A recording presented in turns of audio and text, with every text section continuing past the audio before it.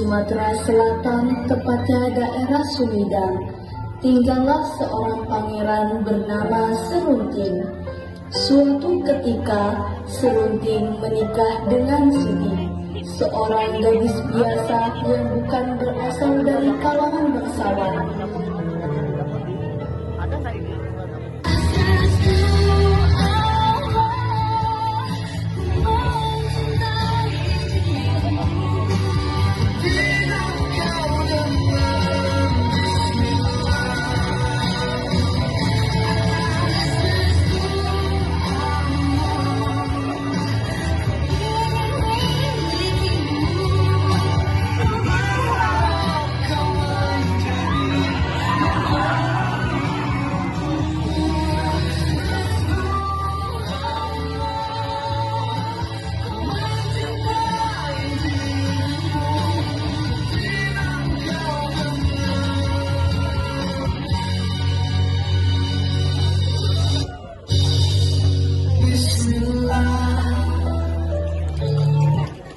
Setelah menikah, Siti harus tinggal di istana bersama suaminya.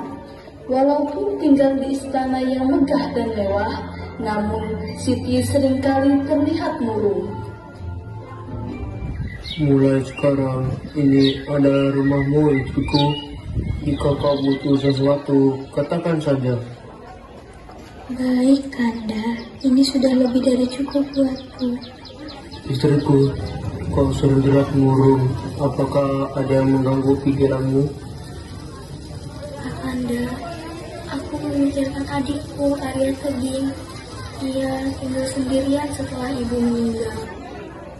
Oh, ternyata itu yang sering membuatmu murung. Bagaimana jika kita ajak saja Arya Tebing tinggal di sini? Benarkah, Kanda? Terima kasih banyak. Adikku pasti senang tinggal di sini. Pangeran Serunting dan Siti pergi mengunjungi Arya Tebing di desa. Arya, bagaimana kabarmu? Baik, Kak. Daripada tinggal di sini sendirian, lebih baik kamu tinggal di istana bersama kakak. Benar, tinggallah bersama kami. Dengan begitu, kamu tidak perlu repot-repot lagi bekerja. Maaf Kak, aku lebih ingin baik kakak. Namun, aku lebih suka di sini untuk mengurus kebun peninggalan orang tua kita. Aku heran, mengapa kau menolak tinggal di istana? Tapi, jika ini keputusan Arya, mau bagaimana lagi? Kakak jangan khawatir, aku pasti baik-baik saja. Oh ya, mungkinkah Serunting mau melihat kebun belakang? Tentu. Mereka pun pergi menuju lahan di belakang rumah.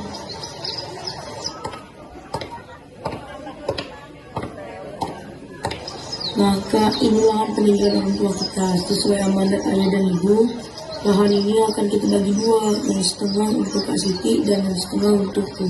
Kebun ini lumayan luas ya. Bagaimana kalau kita tanam batang pohon sebagai pembatas? Buat apa, Kanda? Biarlah Arya saja yang mengelola. Hanya sebagai tanda saja istriku, supaya lebih jelas bahwa bagian ini milik kita. Boleh saja, akan ku carikan batang pohon sebagai pembatas.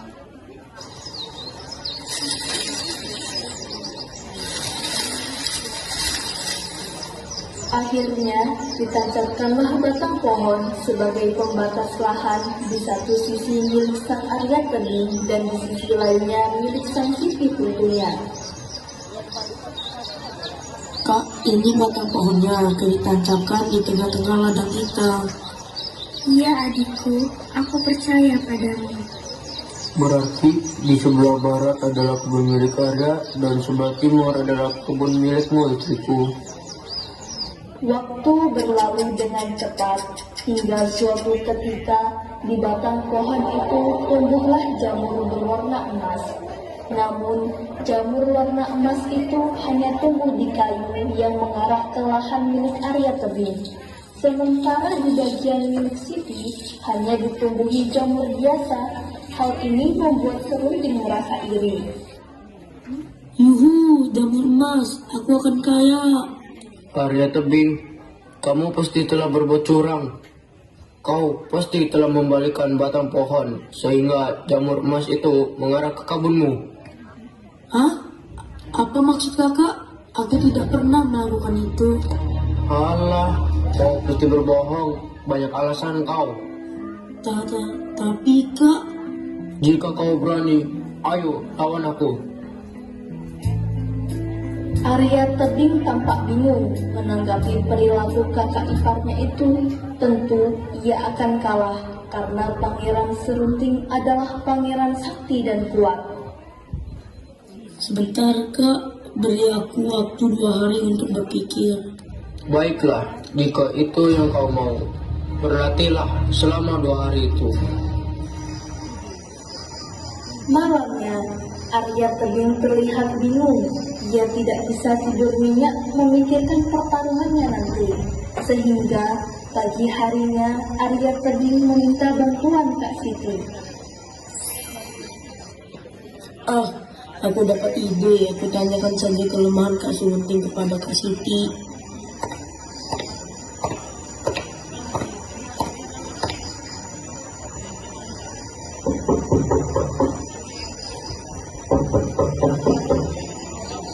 Arya, bikin kaget saja. Mengapa tidak lewat pintu depan?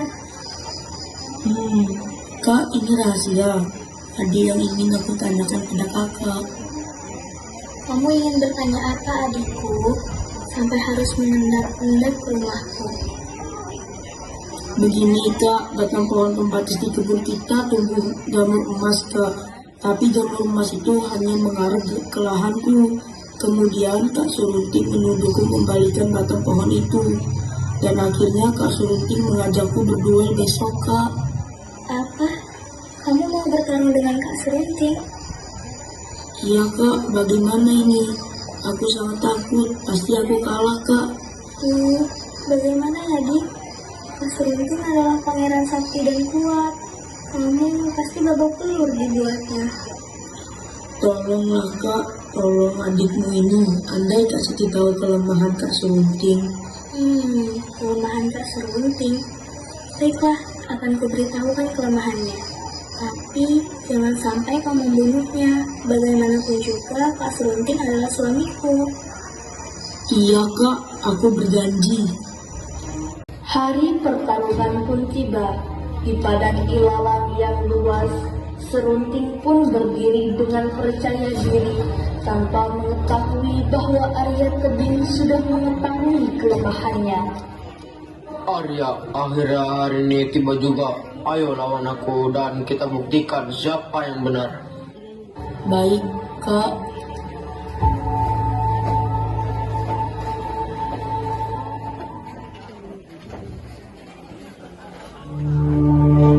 Harap bumi gonjang kanjeng, pedhot mangampa-ampa, sinurung laku ning manungsa,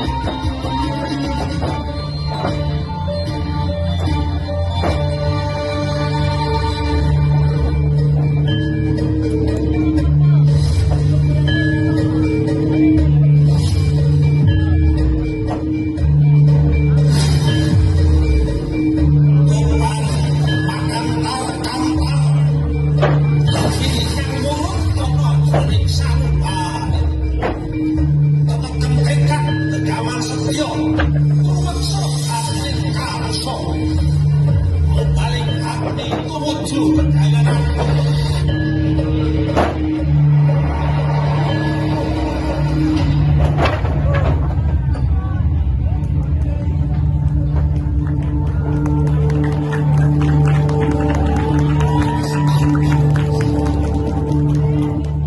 Akan selalu berkobar di dalam dada ini. Kami, kesatria, tidak akan pernah tunduk pada kejahatan yang menghancurkan. Detik ini kalian kenakan kami, tapi pada detik ini juga kami akan bangkit 1000 kali lebih kuat. Apa itu? Hanya ilalang itu yang bergoyang. Padahal tanaman lain diam karena tidak ada angin. Sepertinya itu adalah kelemahan Kak Serunting yang dibicarakan Siti. Arya, kemana matamu mengarah? Ya. Hah? Dari mana kau tahu kelemahanku? Aku diberitahu oleh Kak Siti. Siti, ternyata istriku pun mengkhianatiku. Karena dikhianati istrinya, Serunting pun pergi meninggalkan istana dan kampung halamannya menuju Gunung Sikuntang. Ia bermaksud untuk bertapa di sana. Setiba di sana, dia bertemu dengan Sang Hyang Mahameru. Hai anak muda, maukah kau mendapatkan kekuatan gaib? Ya, tentu saja aku mau, wahai Sang Hyang Mahameru. Tapi ada syaratnya. Kau harus bertapa di bawah pohon bambu hingga daun bambu itu menyelimuti tubuhmu. Sejenak kemudian, Serunting bertapa di bawah pohon bambu dengan hikmat. Rasa lapar dan segala hal duniawi sudah tak ia hiraukan lagi. Tujuannya hanya satu, yaitu menjadi lebih kuat. Hari berganti hari, sehingga tak terasa sudah 2 tahun lamanya. Daun-daun bambu menyelimuti seluruh tubuhnya. Hai anak muda, sesuai janjiku akan kuturunkan kesaktian kepadamu karena kau telah berhasil memenuhi syarat dari. Kesaktian apakah itu? Ilmu adalah setiap kata yang kau ucapkan akan menjadi sebuah kutukan. Setelah kejadian tersebut, Serunting pergi ke kampung halamannya untuk membalaskan dendamnya terhadap Arya Tebing dan Siti. Di perjalanan pulang, Serunting berpapasan dengan segerombolan pemuda yang ingin merampoknya. Sebaiknya aku segera pulang dan aku balaskan dendamku kepada Arya Tebing dan Siti. Dendam ini akan terus membara sampai Arya dan Siti merasakan akibatnya. Woi, serahkan semua harta yang kamu punya. Pemuda lemah macam kalian ingin merampokku? Tak usah banyak lagak. Cepat, harta atau nyawa. Dasar kurang ajar. Baru aku berjalan sebentar sudah bertemu dengan pemuda seperti kalian yang tidak berguna. Apa kamu bilang? Ayo kawan-kawan, kita serang orang ini. Aku akan mengutuk kalian semua menjadi monyet.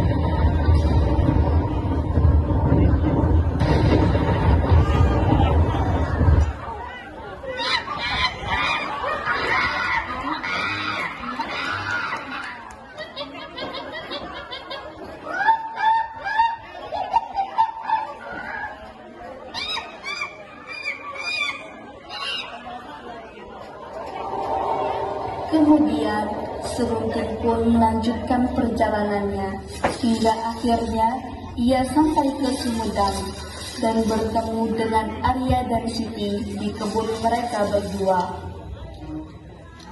Hei, Arya, kau tak lupa denganku? Hah? Kak Serunting?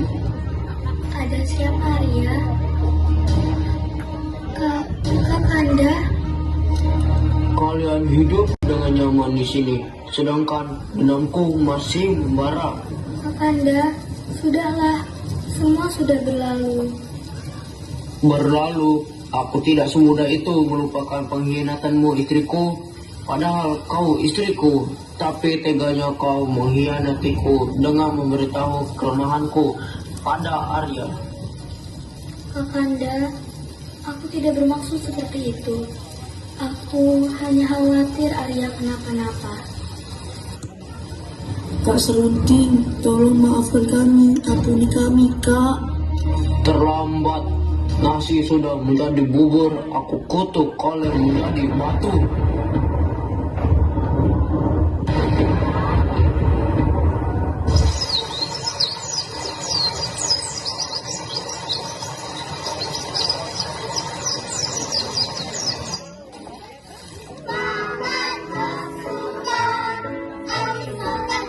Dendam Serunting pun sudah terbalaskan. Warga desa menjulukinya si pahit lidah, karena apapun yang dia katakan akan menjadi sebuah kutukan. Pelajaran yang bisa kita ambil dari cerita ini adalah janganlah mudah terpengaruh oleh rasa iri dan dengki, serta berbuat baiklah kepada orang lain. Sekian drama dari kelas 9D, semoga bermanfaat dan menjadi hiburan untuk kita semua.